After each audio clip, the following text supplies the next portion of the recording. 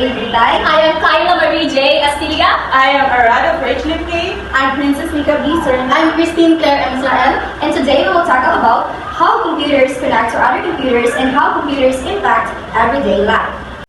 So computers are able to communicate with one another over networks. A computer network is an interconnection of two or more computers. So ang mga computer raw ay nakakakonekta sa pamamagitan ng network. Kapag may dalawa o mas maraming mga computer ang nagkakaugnay o nagkakakonect sa isa't isa, ang tawag dito ay computer network. Ang network, ito ay it allows sharing data, information, or resources. So there are many types of connection media that are used in contemporary society to connect computer networks to one another. So may iba't ibang paraan kung paano magkukonect ang mga computer. Ang dalawa dito ay ang wired communication at ang wireless communication. Sa wired communication, ito yung gumagamit ng mga wire. Halimbawa na lang dito ay ang USB, firewire, Ethernet cable at HDMI. Habang noong unang panahon naman, sa mga makalumang gamit ng computer, ang ginagamit nila noon ay VGA, serial, parallel at audio jack.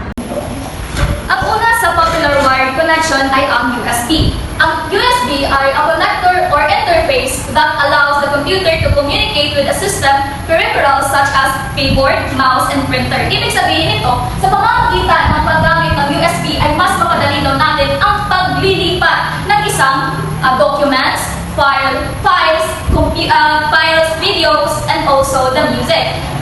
Ang kasunod naman ang firewire. Sinasabi dito a type of a connector that can transmit data to and from devices. Ibig sabihin nito, kagaya din siya ng USB na mas mapadali daw ang paglipat ng mga video or di kaya mga documents, files.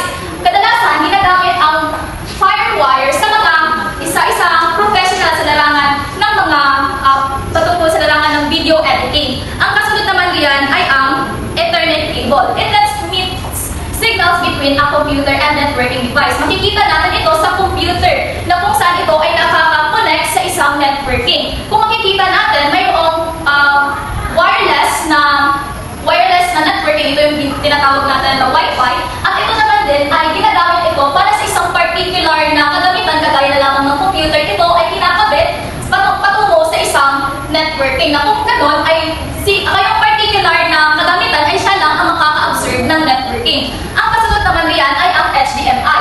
It's a connector for transmitting audio, video, data which are compatible to computers, projector, and digital television. So these are the example of the HDMI. Sa gamit natin ng HDMI na to, may papakita natin ang ating larawan o di kaya video ang nais natin ipinapakita. Sa madaling sabi, sa pamamagitan ng HDMI, dahil sa isang kagamitan na ito, magagamit natin ng HDMI na para makonect dito sa ating projector, may papakita natin ang isang larawan or video galing sa isang devices, sa isang devices na ang laptop. Kasunod naman yan ay ang VGA. Ay pagpapatuloy ko ang pag-uulat tungkol sa lumang uri ng computer connectors na mapapansin natin na ito ay unti-unti nang napapalitan ng mga modernong teknolohiya o mga connectors. Una na riyan ay ang VGA or ang Video Graphics Array. Ito ang ginagamit dati para i-connecta ang ating mga computers sa monitor, projector o laptop. Pero ngayon, kung mapapansin natin, ay mas ginagamit na ang HDMI dahil mas sa pamamagitan nito ay mas naging madali at malinaw at maganda ang kalidad ng videos at audio na makikita natin sa ating screens. Pangalawa na riyan ay ang serial port. Ang serial port naman ay ito naman ay ginagamit noon para ikabit ang mga peripheral devices tulad ng mouse, printer, keyboards, and so on. Ngunit ngayon rin ay halos hindi na ito ginagamit dahil medyo napalitan na ito ng USB devices na mapapansin natin na gamit ang USB ay mas napapadali rin at napapabilis nito ang ating paggamit ng ating laptop patungo sa mga monitors or mga kagaya nito projectors. Pangatlo na riyan ay ang parallel port. Kagaya na lamang ng serial port, no? Ito, ang parallel port ay ginagamit rin ito dati, lalo na sa mga printers, pero katulad nga rin ng serial port ay napalitan din ito ng USB connections or connectors dahil nga sa pamamagitan ng USB ay napapadali nito ang mga katikaran sa ating computers patungo sa ating mga projectors. Ang panghuli naman ay ang audio jack. Ito ay karaniwang 3.5 meter ang haba na ginagamit natin sa ating speakers, microphone, at earphones. Ang audio jack ay may kanya-kanyang kulay kung mapapansin natin. Dahil ito ay, dito natin makikilala kung ito ba ay input or output. Pero ngayon ay napalitan na rin ito ng USB at HDMI. Dahil ang USB at HDMI ay mas madaling gamitin nga at napapabilis nito ang ating buhay sa paggamit ng mga devices. Magandang araw sa inyong lahat. Ngayon naman ay aking tatalakayin ang patungkol sa wireless communication. This includes microwave transmission, satellite communication, cellular transmission, and radio transmission. Kapag sinasabi natin wireless communication, ito ay paraan ng paghahati ng mga impormasyon o paglilipat ng mga impormasyon gamit ang wireless communication na hindi na ginagamitan ng mga cable or mga wire. Cable at mga wire. Sa madaling sabi, yun ang dahilan kung bakit nakagagamit tayo ng cellphone, internet, at iba pang mga gadgets. May dalawang pangunahin o karaniwang halimbawa ng wireless communication. Una na yan ay ang Bluetooth. Bluetooth at Wi-Fi. Pag sinasabi natin Wi-Fi, uses radio waves to wirelessly transmit information across a network. This is to provide network connection to multiple users without need for cables. Ang Wi-Fi raw ay ginagamitan ng radio waves para may padala ang impormasyon na kagaya ng sinasabi natin kanina na hindi na ginagamitan ng ano pang wire na maaaring isaksak sa iyong cellphone. Ang meron kayong Wi-Fi or Wi-Fi router sa inyong bahay. Maaari nang gamitin ang inyong mga gadgets, cellphone, laptop, at iba pang gadget na kung saan ay magagamit nyo ng apps katulad na lamang ng mga Facebook, YouTube, Google, at iba pa. Kagaya na lang ng ganyan. Dito rin sa ating paaralan, isa rin halimbawa ang libreng Wi-Fi. Yan ang isang halimbawa na kung saan ay ginagamit natin bilang manalisik or manguha ng impormasyon o datos sa online platforms. Sunod naman ay ang Bluetooth. The connection between Bluetooth is called pairing. Once paired, devices are able to send and receive information provided they are within a given range, which is typically 10 meters. Kapag sinasabi naman natin Bluetooth, ito ay ang pagpapalitan ng kagaya na lamang ng mga musika or iba pang mga pictures na maaari natin ibasa sa isang gadget patungo sa ibang gadget. Halimbawa na lamang kung ikaw ay magpapa-Bluetooth ng picture sa iyong kaklase, maaari niyo na gamitin ang Bluetooth kung ito ay pair na or pairing, ay tinatawag itong pairing kung ito ay maaari na i-transfer sa ibang cellphone. Halimbawa, isa rin halimbawa ay ang paggamit natin ng AirPods or mga wireless na nilalagay natin sa ating tenga upang makarinig tayo or nagagamit natin upang makarinig tayo ng mga musika. Kung kaya, madali na natin ito magagamit sapagkat hindi na ito nangangailangan pa ng wire or mga cable. Ang wireless communication ay napakahalaga sa ating panahon ngayon sapagkat napapabilis ang pag-transmit or pag-transfer ng mga files, photo, or mga video na kung saan ay ating i-transfer sa ibang gadget or sa isang devices. Kung kaya, dati ay puro cable or nangangailangan talaga noon ang mga nauusong mga headphone noon ay mayroong wire. Ngayon ay marami ng mga dahil sa teknolohiya ay mas napausbong pa ito dahil may mga wireless na ng mga headphone. May pag-usapan natin ang computer's impact in everyday life. Alam naman natin na ang computer ay marami talagang epekto. Malaki ang bahagi nito sa modernong panahon o modernong society na kung saan nagpapadali nito ng mga gawain o pinapadali nito ang mga mahihirap na mga gawain natin sa pang-araw-araw.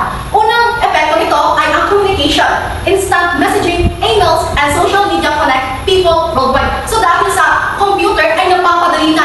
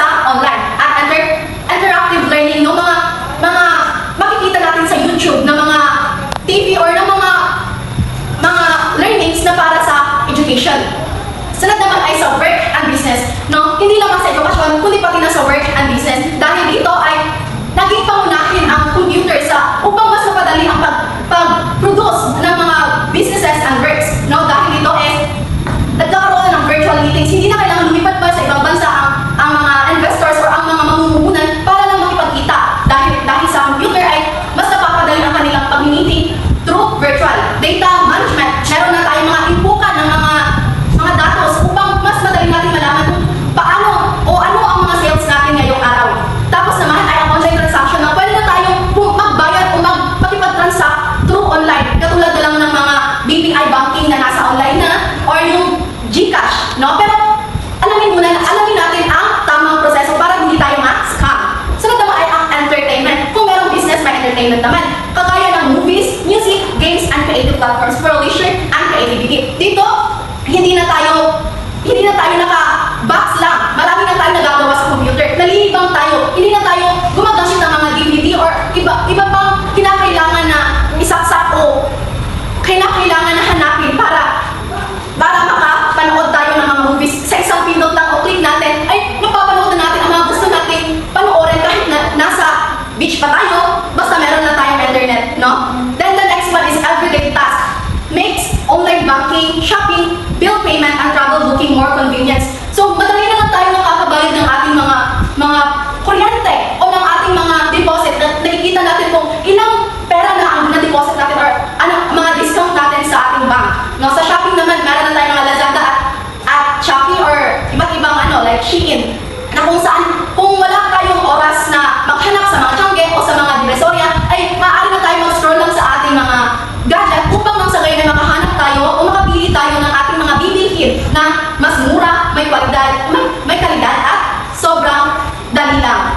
Sunod naman ay ang bill payments. No, dito, sa kagaya ng sinabi ko kanina, na ang ating mga bills katulad ng kuryente at tubig ay pwede na natin bayaran through online bill payments. Katulad ng bill list na app. Sunod ay ang travel booking. Madali na yun. Marami na doon sa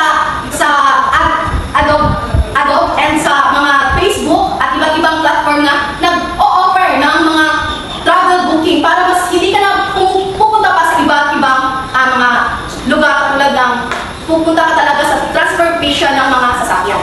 So, sa pangkalahatan, ang computer's impact ay hindi lamang